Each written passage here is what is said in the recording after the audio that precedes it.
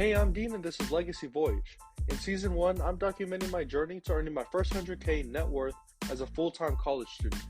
Join me as I share some of the lessons I learned along the way. There's a story of 6 men, and all of them are blind, and they really want to figure out what the heck is an elephant. And so the only way to do it is for them to go and touch the elephant, what it feels like, and come to some conclusions about it. So it's exactly what they did. There was one day where they finally brought in an elephant, and all 6 men, they lined up. Each of them touched the elephant, and they're trying to get at the truth of what exactly this thing even is. So one person, they touch the side of the elephant. They're like, oh, this is like a solid wall. Elephant is like a wall. Another person, they touch the tail, and they're like, no, an elephant's like a rope. Another person touches the foot of the elephant. It's like, this is like a tree trunk. And so each of the 6 men, they're all blind. They all touch this elephant, and they arrive at conclusions based on their experience with this elephant. And they all come together like, okay, let's try to figure this out. What is an elephant? And each of them tell their side of the story. Oh, it's like a wall, it's like a rope, it's like a tree. The weird part about this story is that each of them are right, but they're all wrong. Like, all of them partially get at the ultimate truth of what exactly an elephant is, but none of them are actually completely true. And the whole point of this story, and the reason why I told it, is because it touches on this thing that I've been really diving deep into, especially in all of my philosophy classes, called Epistemology. I talked about this last episode, and honestly, I think this stuff is fascinating because when we try to apply this to our lives and we consider the blind men, like, whenever I'm going about life, I never think to myself, okay, I must be blind. Like, we all think we can see how things really are. It's kind of similar to how no one thinks they're getting scammed or no one thinks they're part of a cult. I think it's kind of a similar thing where no one thinks they're completely wrong. And so as I'm going about life, one of the toughest things that I've been wrestling with is what is truth, this big question. Because in some ways, we're all like the blind men. Like, none of our perceptions are completely right. Like, even if you can see, like, say you're not blind right now, you can see what's in front of you. Right, you're looking at what's in front of you, and right now I'm looking at a blank wall. But it's possible for my eyes to be deceiving me. Like, haven't you ever had the experience where maybe you thought you heard someone knocking on the door, so you get up, and then you go to check, you open the door, and then you find out no one was at the door. It was just something else. And so your senses were deceiving you. And in some ways, that's how we all are. So the big question is, what can you trust? Like, what is truth? If you can't rely on your senses, then what can you rely on? And that's exactly what this guy, René Descartes, dove into deeply. I didn't mean for this to be a super philosophical deep dive into stuff, but I guess this is what my mind's been on. Where Descartes came to this realization where, oh my goodness, if my senses can be wrong, and it's possible for everything that I believe to be true to not be true. Like, for example, what if you're in a dream right now? What if you're in the Matrix and you have no idea that none of anything around you is actually real? So Descartes was trying to figure out this problem, like, how can we really know that stuff exists and we're not just some code in some matrix? I'm getting a little sidetracked, but the point of this whole thing is this idea of being humble and being agnostic, because honestly, I would consider myself, as of right now, I would probably be like an agnostic member of the Church of Jesus Christ of Latter-day Saints, an agnostic Mormon. And what it means is that I'm agnostic where I honestly don't know whether or not God exists. I don't know that. But I live my life according to the values that they teach in the gospel of Jesus Christ. And that's different from like an agnostic atheist, which is someone who doesn't know, but they live their value as if God doesn't exist. They live their life as if he doesn't exist. And the reason I bring this up is because I was kind of concerned about this. Like, what the heck? I'm not sure if being agnostic is good or not. Like, I honestly don't know. But then someone told me, they're like, well, another word you could use for being agnostic is being humble. And honestly, I think that's where I've come to with this whole idea of being humble about what we can truly know. And this is about epistemic humility, is what it's called, where we recognize that we can't unlock the answers to everything in the universe. And there are some things that are just out of the bounds of what we can know. And on top of that, there are some things that we might think we know today that might get proven wrong in the future. And that goes with this whole idea of epistemic humility. So I get that's just been on my mind, and it kind of connects back to the story. Low-key, I was struggling to try to figure out what story to tell today, so that's the story. Moving on to the next part of this thing, we got the philosophizing. probably my favorite part of this whole podcast section episode type of deal. But the first thing is something called the Ferris razor. And I heard this from a podcast from Tim Ferriss. Tim Ferriss, by the way, is like this super big podcaster and investor and all the things. But when he was asked this question about how do you decide between different opportunities? Because for him, especially Tim Ferriss, is like top dog and he can do literally whatever he wants. And so people are knocking down his door to give him all these different opportunities that he can go after. And so when he's asked this question, okay, how do you decide between those opportunities? And he said something like this, where if I'm looking at two opportunities, I'll pick the one that is likely to succeed by internal metrics. Like, for example, if I pursue this opportunity and let's say it doesn't hit the $1 million or it doesn't make the 1 million customers or whatever the external metric is, as long as it hits those internal metrics of building my experience and gaining new skills and growing my network, as long as it hit those, then I'll probably choose that opportunity over the other one. And so this got me thinking of something I talked about in past episodes about internal versus external success. Because I think our entire lives we go throughout it and all we think about is external success. For me, when I was a kid, all I thought about was getting on the football team and then being a starter and then trying to be a captain. And then for school, I was just like trying to get the A's, trying to graduate elementary, then middle, then high school, then go through all those things. All of these external success metrics. And an important question that I think all of us need to ask ourselves is, what is internal success? Like, what does success really mean for you? And honestly, when I asked myself that question, it had to be probably last year, honestly, where I really confronted that question. Because before, all I really wanted to do was just make my mom proud. Like, that's all that I wanted in life, was to make her proud. And then eventually, once I made it out here to Northwest, I was like, okay, I did it. On to the next thing. And that's where I really lost my sense of purpose, my sense of what drives me to do what I do. And I really asked myself, okay, what does internal success look like? And so I finally decided now, as you probably know, internal success is the person that I become, my dream identity. That's what it's all about. But that's the Ferris razor. And a razor is like something that you use, like a tool that you use when deciding between different things or when you make decisions. So in this case, the Ferris razor is consider internal versus external success. Like, even if, for example, really applying this, like if I'm trying to decide and going to work for someone else or build my own thing, what does internal versus external success look like? Like, by external metrics, everyone will look at it and be like, okay, as long as you get the money, then you're good. But internal success would be me being fulfilled by the work, me growing my network, me gaining new skills. Like, that's all the things that are internally successful, which is why I'm pursuing this thing, Ninja News, and why it'll hopefully grow, and I'll talk more about that later. But on to the next point of this philosophizing section is this idea of a skill ruler. And I heard about this from Alex Ramosi, who defines it like this: skill is measured by how vague you can be with the instructions. Here's an example. If I go to Jeff Bezos and I say, grow this company, Jeff is going to know exactly what to do. He'll go in, look at all the metrics, he'll figure out what the biggest constraint is, identify it, bring in the people who can solve that thing, and then boom, they're off to the races. Now, if you tell me that, I'm going to have a much harder time. Even simplifying this further, if you tell me to go make a deep dish pizza, I'm not going to know how to do it. But if you tell me, okay, go to the store, get these ingredients, and then after you get those ingredients, put it together in this way, put it in the oven, and make sure it's this hot and it looks like this. And if you break it down step by step, and if you break it down far enough to where I can actually understand each thing, then I'll be able to do it. But if you go say, make a deep dish pizza to the Italian dude who's a beast at making pizzas, then he'll know exactly what to do. And that's what this idea gets at, is you can know how skilled a person is by how specific or vague you can be with the instructions. And this really applied to me, especially now as I'm going through recruiting and bringing on people to the team. And what I do with these interviews, or at least like a test run, is I give them the project. And I'll give them this project to kind of test where they're at. And I've noticed that I've been super specific in the instructions that I give them. And one of the reasons for that is because, honestly, I'm not sure where their skill level is. So I'm trying to assess it. And in other ways, I'm giving them vague instructions to see if they are skillful in some things. But that's how this worked in my life.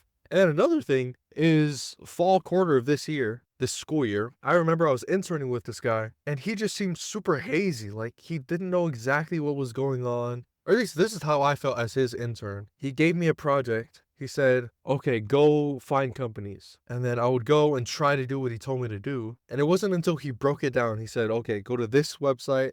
After you get to this website, look over the page, pick out those keywords, copy and paste it there, and then move on to the next one. After he broke it down step by step, then it simplified it to the point where I felt like I could actually go and do the thing. That's another way it applied to my life. Now, the other thing I want to talk about today is the massive power of time. And I think I really forgot about this, but I've been rereading this book called Tiny Habits, and I actually completely forgot about the fundamentals of this book. Because one of the key premises why it's even called Tiny Habits is that massive change comes from the tiniest of things. And the reason starting tiny works is because I can do it now. Like, instead of a massive thing like, I want to lose weight, making that super tiny into something like, I'll go for a 10-minute walk after I eat food.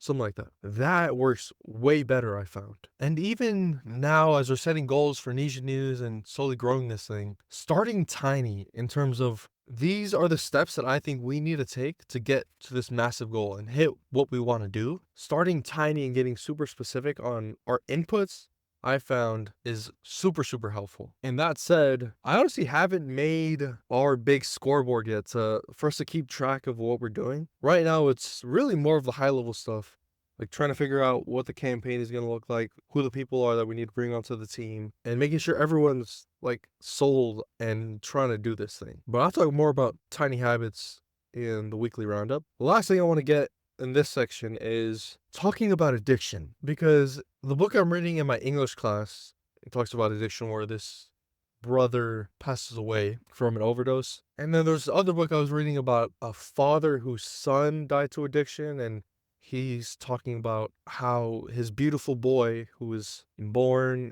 so innocent, turned into this drug addict who eventually overdoses. Now, those are two completely different people, and he talks about the journey that his son went through as he slowly evolved, or in some ways devolved, into the drug addict that he became. And I think I might have talked about this in a past episode, but addiction, the definition of it would be a source of pleasure and an antidote to pain. And I've been thinking about this a lot because addiction is rooted in emotional dysregulation. Like, the reason why people are addicted to the things they are, at least from what I've learned, is they use it as like this emotional escape, emotional getaway from what they're actually dealing with. And so instead of managing their emotions in a different way, they turn to the addiction that they have. And I'm talking about myself in this case. Like, in this case, it's food.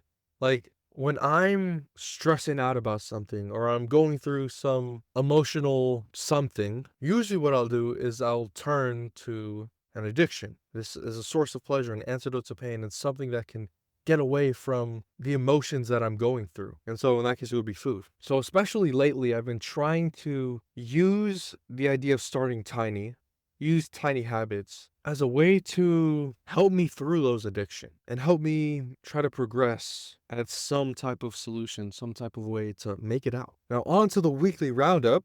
The first thing is about controlling the outcome. And I think this actually pairs well with what I was just talking about. The quote is this: we enjoy voluntary control over a belief if we enjoy voluntary control over whether to make it true. And this came from William Clifford, who I believe was a philosopher who wrote this book talking about like ethics of belief or something like that. But this is an epistemology book. And the meaning of this quote is just that we're rational in going against the evidence if we can control the outcome. Like, here's an example. If I go and I get married, let's say, and I know full well that the evidence points to us getting divorced by the end of this. Like, the vast majority of marriages end in divorce. And I know that, yet I still go into the wedding, I go into the marriage, and I see my vows and I'm like, okay, I do. In that case, should I believe what I'm saying, or should I not? In other words, is it rational for me to believe that we will stay married, or is it rational for me to believe that we'll be divorced? If you go with the evidence, of course it means that we're getting divorced. Like, there's no way this thing is going to work out,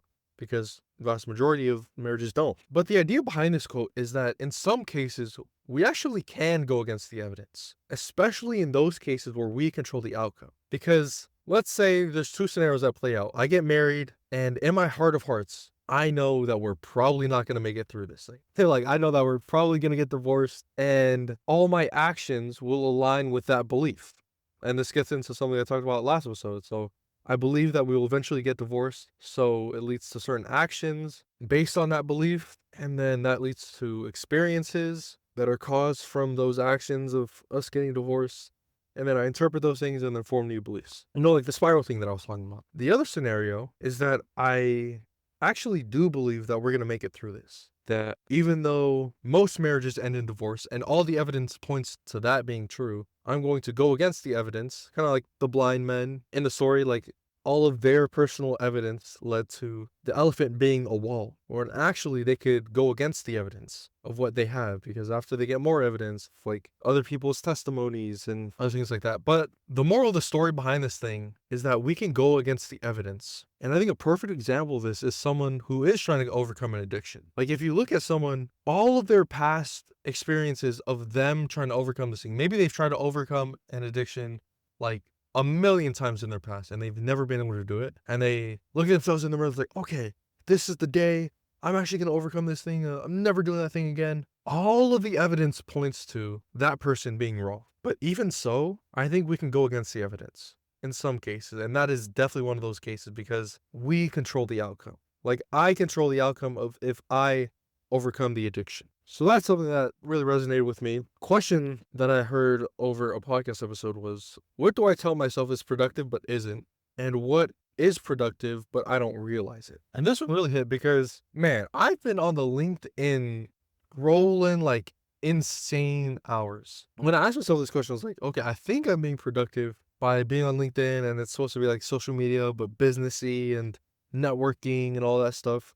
But honestly, it was like totally unproductive. Like, it was a complete lie that I was telling myself. And the other thing is that I found going on walks, doing podcasts like these, where I'm able to self-reflect and think about what happened the past week, like, these are super productive for me, because it allows me to get away from the minutia of what I'm working on and really take a step back and try to find a way to manage my emotions instead of like turning to food or something.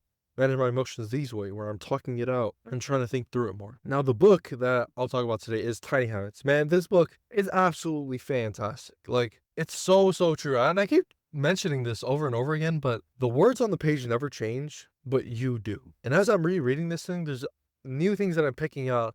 And the biggest lesson, honestly, is that I forgot the fundamentals. Like, I forgot why starting tiny is so powerful. I forgot the very first habit that it teaches in this book is called the Maui habit. And this habit is actually kind of life-changing, because I first started this thing, I don't know how many years ago, but I've noticed that whenever the Maui habit fades away, I just forget about it.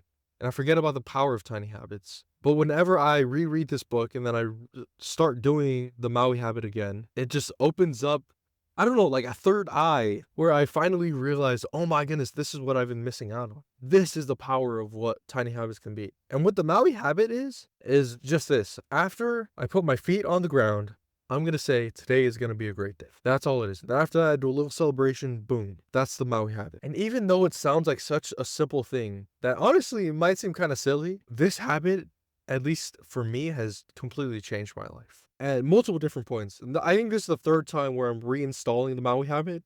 And even just after these 2-3 days that I've been doing it, like, it's been amazing to see how life-changing it truly is. Because the biggest thing that I think it did for me is allow me to see how powerful these tiny habits are. Even though it's just these simple 7 words, these 7 words leads to a lifetime of me trying to improve myself through tiny changes. And it's not me beating myself up over not hitting my calories or missing a workout or something. Instead, it's me celebrating the tiny ones, the tiny successes that eventually leads to massive change. I think that's what it's all about. Now, the article I found today was kind of talking about the thing that I've been going over, like, what is truth? How can we know what is true? And this is the article that actually talked about that blind elephant story. So take a look at it on the Notion page. And then the video I found was David Goggins being interviewed. And if you don't know David Goggins, like, I mean, I don't know how you wouldn't know about this. He's basically like hardcore Navy SEALs guy. Everything's about grinding and putting your mind to it. It's like pain doesn't exist. It's all in your mind. Like, he's that type of guy. But I came across one of his interviews, and I thought he was pretty powerful, honestly, because he got asked this question like, how do you do it? How do you go through the suck? How do you push through something that is so difficult? What's the point of all of that? And he said that the purpose of it all is that there is no purpose. Like when you're able to get up and go for a run without a purpose of like a marathon, that's what truly happens. Because the biggest purpose, he says, is yourself. Like you are your purpose, creating your dream identity, being the best person you can be. That is the ultimate purpose in his eyes. And it's something that, I mean, we just stumbled upon, I think, independently, because I never really got into any of David Goggins stuff, but that's exactly the meaning or purpose that I found for myself as well. And so I'm bringing this up just because, I don't know, it's kind of cool to see that other people have stumbled on the same discovery. And I think Alex Ramosi is another one of those guys that believes at least something similar to like the point of work isn't to get the money or to get the promotion or any of that. The point of work is to work. And the point of work is to become the type of person who loves working. So I thought that was pretty cool. Now on to the life update, probably the most important part of this whole thing. But starting off, let's talk about my health or myself. I would say, of course, it's been rough compared to the past, I would say like 6 months, but compared to the past like 2 weeks, it's probably the best I've been in this past 2 weeks. Because trying to implement these tiny habits like I've been mentioning has honestly been super helpful.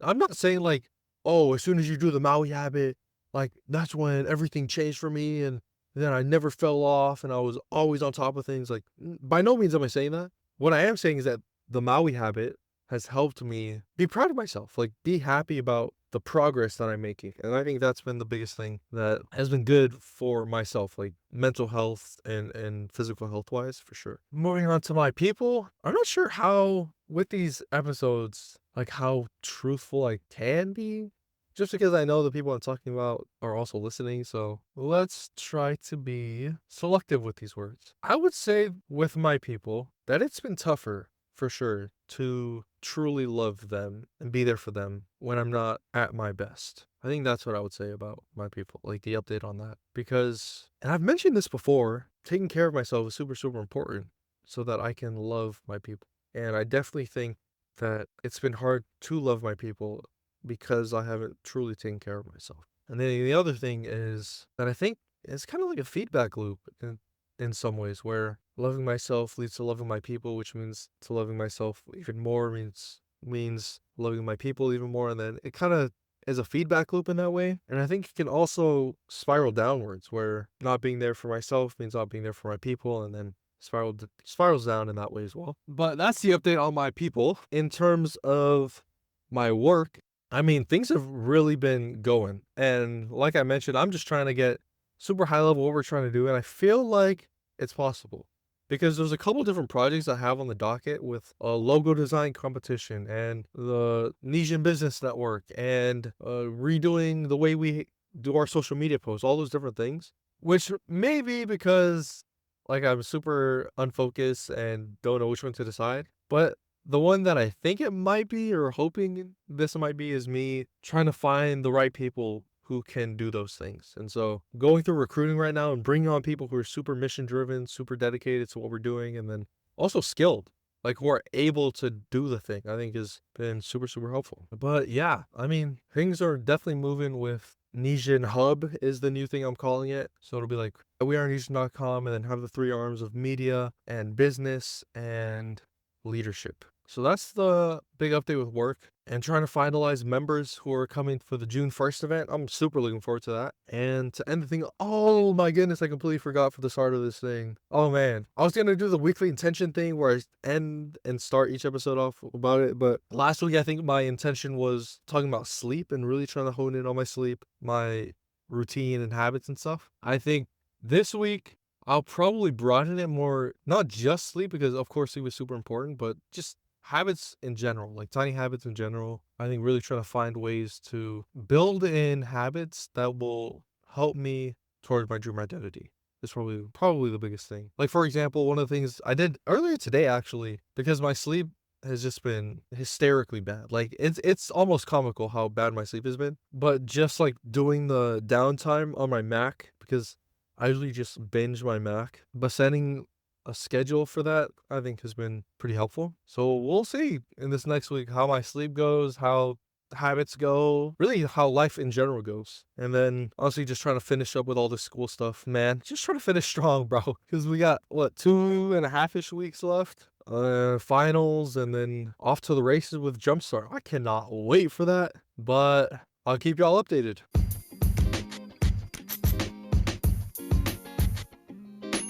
I record these episodes completely free to share success with everyone.